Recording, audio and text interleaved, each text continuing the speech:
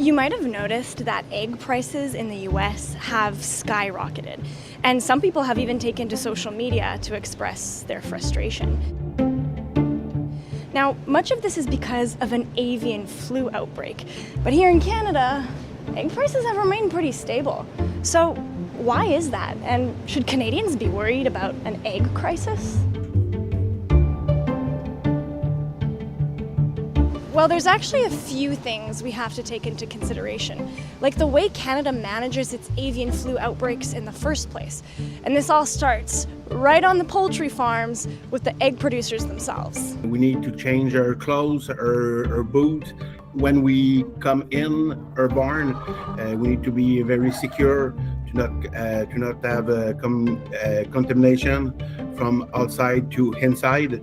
It's the most dangerous problem that we can have in our barn, in our production, and we need to be very careful.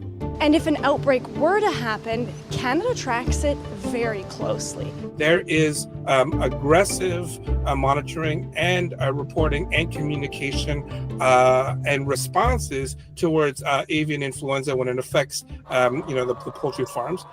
We have ongoing data as to which provinces are affected, the number of farms that are affected, the number of poultry that are affected. Also, our farms are much smaller than those in the US. In Canada, the average size of a poultry farm is about 25,000 birds. In the US, the average size of an industrial-grade poultry farm can be anywhere between 6 to 8 million hens. And as soon as one bird on that farm gets avian influenza, contracts the disease, every single bird on that farm has to be euthanized immediately.